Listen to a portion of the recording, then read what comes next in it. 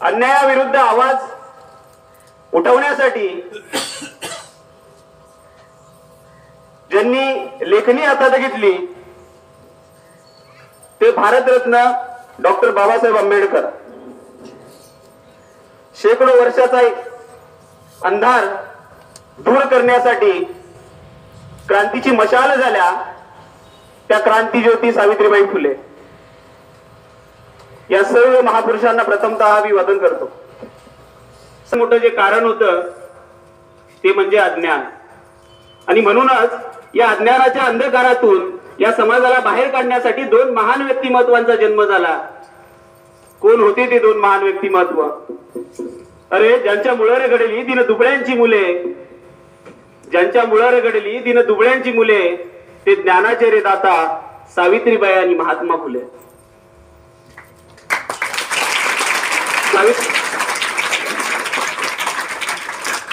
सावित्रीबाई ज्योतिराव फुले सातारा जिल्ह्यातील खंडाळा तालुक्यातील नायगावच्या खंडोजी नेवशे पाटलांची कन्या.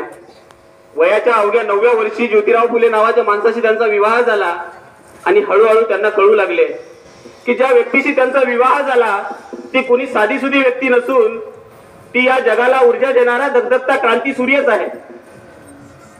त्या काळी हा समाज स्त्री पुरुष, उच्च नीच, जातीभेद यासारख्या जुन्या रूढी परंपरांमध्ये अडकला होता आणि या सर्वांवर एकच उपाय होता, ते म्हणजे शिक्षण. विद्येविना मती गेली, मतीविना नीती गेली, नीतीविना गती गेली, गतीविना वित्त गेले, वित्ताविना शूद्र कचले, एवढे अनर्थ एका विद्येने केले. शिक्षण हे एकच ध्येय ज्योतिरावांच्या मनात होतं. आणि शिक्षणाचा प्रसार करत असताना एका ब्रिटिश मॅडम, फरात नावाच्या एका ब्रिटिश मॅडमनी ज्योतिरावांना सांगितलं, अहो फुले, तुम्हाला जर शिक्षणाचा प्रसारच करायचा असेल ना तर अगोदर मुलींना शिकवा. कारण एक मुलगी शिकली तर ती संपूर्ण परिवाराला शिकवेल, परंतु तुम्ही लोक स्त्रियांना घराच्या बाहेरच पडू देत नाही. आणि झालं, ज्योतिरावांच्या मनात त्या ब्रिटिश महिलाचे शब्द घर करून गेले. ते माघारी परतले आणि सावित्रीबाईंना म्हणाले, सावित्री, आजपासून मी तुला शिकवणार. सावित्रीबाईंनी होकार दिला. त्यांच्या शिक्षणाला सुरुवात झाली. त्यांचा अभ्यास चालू झाला. हळूहळू त्या लिहायला शिकल्या, वाचायला शिकल्या आणि काव्य सुद्धा रचू लागल्या. आणि अशातच 1 जानेवारी, होय शनिवार 1 जानेवारी 1848 ला पुण्यातील भिडेवाड्यामध्ये मुलींसाठी पहिली शाळा सुरू झाली. परंतु शाळेत शिकवायला जाण्यास कुणी तयार नव्हतं. अशातच सावित्रीबाई पुढे आल्या. परंतु त्यांना काय माहित हा समाज त्यांना किती त्रास देणार आहे. त्या रस्त्याने जात असताना त्यांना शिवायशाप देऊ लागली, त्यांच्यावर शेण फेकू लागले, दगड मारू लागले. इतकंच काय तर त्यांच्या आई वडिलांनी सुद्धा त्यांना घराच्या बाहेर काढलं. परंतु सावित्रीबाई थांबल्या नाही. त्यांना माहित होतं की शिक्षणामुळे माणसातील पशुत्व नाहीसं होऊन त्याला मनुष्यत्व प्राप्त होतं. ही एवढी मोठी वस्तुस्थिती सावित्रीबाईंच्या त्या काळी लक्षात आली होती. या देशातील महिलांना शिक्षणाचा तिसरा डोळा प्रदान करणारी ती ज्ञानमाता, अर्थात विद्येची खरी स्फूर्ती नायिका, धर्माच्या नावाखाली भारतीय स्त्रियांचे भावविश्व नाकारणाऱ्या व्यवस्थेविरुद्धचा बुलंद आवाज म्हणजे सावित्रीबाई फुले. त्या नेहमी म्हणायच्या, अरे शेळपटासारखं जगला तर काम तमाम होतं, शेळपटासारखं जगला तर काम तमाम होतं, पण जर वाघासारखं जगला तर नाम होतं. पुण्याच्या भिडेवाड्यामध्ये शाळा सुरू झाली होती. मुलींची जमवाजमवी करावी म्हणून ज्योतिराव सावित्रीबाईंना म्हणाले, मी पुढे जाऊन आजूबाजूच्या मुलींना गोळा करतो,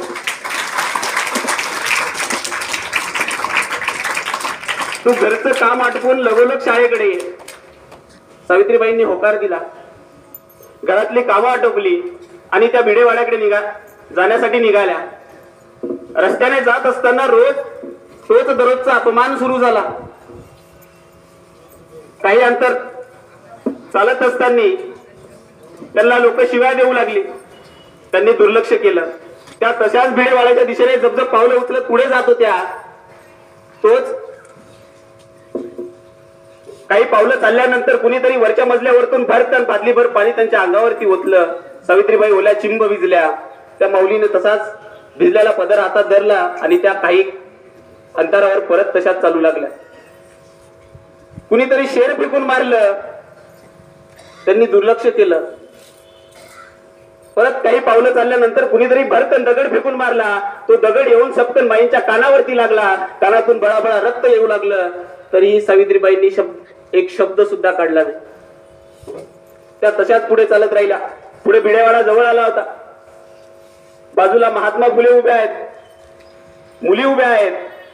आणि महात्मा फुलेंना आणि मुलींना समोर बघितल्यानंतर मागे झालेला सर्व प्रकार सावित्रीबाई क्षणात विसरून गेला.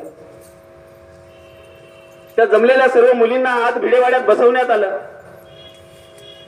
त्यांच्या हातात पाटी पेन्सिल देण्यात आली आणि त्या काळ्या पाटीवरती मुली पांढऱ्या अक्षर गिरवू लागल्या. ते अक्षर गिरवताना सावित्रीबाईंनी बघितलं आणि त्यांच्या डोळ्यातून अश्रू वाहू लागले. ते अश्रू वाहत असताना एका मुलीचं लक्ष गेलं. ती मुलगी म्हणाली, माई अहो तुमच्या डोळ्यातून पाणी येत आहे, तुम्ही रडता आहात. बाईंनी स्वतःला सावरलं तर दुसऱ्या मुलीचं लक्ष गेलं. दुसरी मुलगी म्हणाली, माई तुमच्या कानातून रक्त येत आहे म्हणून तर तुम्ही रडत नाही आहात ना. त्यावर सावित्रीबाई म्हणाल्या, नाही ग बाळा, माझ्या कानातून रक्त येते म्हणून मी रडत नाहीये आणि माझ्या डोळ्यातून अश्रूही येत नाहीये. तर आज खऱ्या अर्थाने तुमच्या हाताला अक्षरे फुटली आहे. आज खऱ्या अर्थाने तुम्ही इथल्या स्त्री जातीचा उद्धार करण्याचं काम केलंय.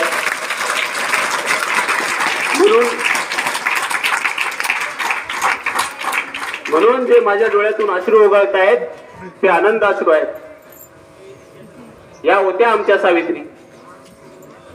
ज्या दिवशी सावित्रीबाईंनी हातात खडू घेतला आणि शाळा गाठली त्याच दिवशी इथल्या धर्मवादी व्यवस्थेला हादरे बसायला सुरुवात झाली. स्त्री जर शिकली तर ती विधवा होते. धर्म बुडतो. अक्षरांच्या आळ्या होऊन ताटात पडतात. असल्या कुरूप विचारधारेला सावित्रीबाईंनी डागण्या देण्यास सुरुवात केली होती. ज्योतिरावांच्या मदतीने शेतातील काळ्या मातीवरती त्यांनी अक्षरे गिरवली. ही साधी सुधी अक्षरं नव्हती, तर इथल्या मनुवादी विचारधारेच्या मृत्यूचा तो जाहीरनामा होता. आणि त्या काळ्या आईच्या हृदयावरती अक्षरं गिरवणारी सावित्रीबाई ही देशातील पहिली महिला शिक्षिका झाली. स्त्री शिक्षणाचे काम त्यांनी हाती घेतल्यानंतर इथल्या धर्ममार्तंडांनी त्यांना प्रचंड विरोध केला. कारण त्यांना माहित होतं ते आधीच स्त्रियांना अबला समजत होते आणि म्हणूनच त्यांना माहित होतं जर ही अबला सबला झाली तर आपला तबला वाजवल्याशिवाय राहणार नाही. म्हणूनच त्यांना प्रचंड विरोध झाला. इतकंच काय तर त्यांच्या सख्या भावानी सुद्धा त्यांना काम सोडून देण्याची तंबी दिली. परंतु सावित्रीबाई त्याला सुद्धा त्यांच्या धमकीला सुद्धा जुमानल्या नाही. अरे तलवारीपेक्षाही तीक्ष्ण तुझ्या नजरेची धार आहे. तलवारीपेक्षाही तीक्ष्ण तुझ्या नजरेची धार आहे. महाराष्ट्राची वाघीण तू भवानीचा वार आहे. महाराष्ट्राची वाघीण तू भवानीचा वार आहे. भगव्याची रक्षणे तू, भगव्याची रक्षणे तू या स्वराज्याची लेक आहेस. हे तरी समजू नको स्वतःला तू जिजाऊंची लेक आहेस. तू जिजाऊंची लेक आहेस. स्त्री कोणत्याही जाती धर्माची असो ती नेहमीच याच बळी पडत आली आहे. अरे एखाद्या स्त्रीचा नवरा वारला म्हणून तिने सती जावं. तिचा नवरा वारला म्हणून त्या बिचारीचा काय दोष.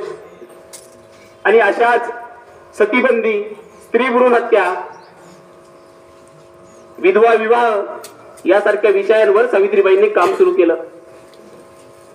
त्यांनी विधवा महिला काशीबाई यांच्या मुलाला म्हणजेच यशवंताला दत्तक घेतलं. त्याला लहानाचं मोठं केलं. त्याला शिकवलं आणि शिकवून डॉक्टरही केलं. आणि अशातच पुण्यात प्लेगची साथ पसरली. काखेत गाठी येऊन लोक धडाधडा मरू लागली होती. अशात सावित्रीबाईंनी यशवंताला हॉस्पिटल उभारायला सांगितलं. यशवंताने हॉस्पिटल उभारलं आणि सावित्रीबाई आणि त्यांच्या सहकार्यांनी रुग्णांवर उपचार सुरू केले. परंतु प्लेग हा संसर्गजन्य होता. तो कधीतरी त्यांना होणार हे माहीत होतं. आणि सावित्रीबाई म्हणाल्या, अरे आम्ही जगलोय मुळेच या समाजासाठीच. जर यासाठीच मरण येत असेल आणि यासाठीच जर मरण पत्करावं लागत असेल तर मरणात तुझं स्वागत आहे. सावित्रीच्या सावित्रीबाई झाल्या, सावित्रीबाईच्या सावित्री माईही झाल्या. आणि बघता बघता 1च्या 2, 2च्या 4, 4च्या 8, 8च्या 18 शाळा झाल्या. कारण आनंद होता तो आयाबाया शिकण्याचा. आणि म्हणूनच म्हणेल, सांगा ना दादांनो कशी उमलतील फुले अशा पाकळ्या काढल्यावर, सांगा ना दादांनो कसा पेटेल दिवा अशा पणत्या तोडल्यावर, अहो सांगा ना कशी घडेल सावित्री गर्भातच मुली मारल्यावर, कशी घडेल सावित्री गर्भातच मुली मारल्यावर. म्हणून मुलींना वाचवा, मुलींना शिकवा. कारण एक मुलगा शिकला ना तर तो एकटाच शहाणा होतो, पण एक मुलगी शिकली तर ती दोन्ही परिवाराला शहाणा करते. म्हणून मुलींना शिकलं पाहिजे आणि या देशाची साक्षरता वाढवली पाहिजे. या ठिकाणी सावित्रीबाईंचा विचार आपण सर्वांसमोर मांडत असतो, पण सावित्रीबाईंच्या विचारावर चालण्याची आता खरंच आपल्याला गरज आहे.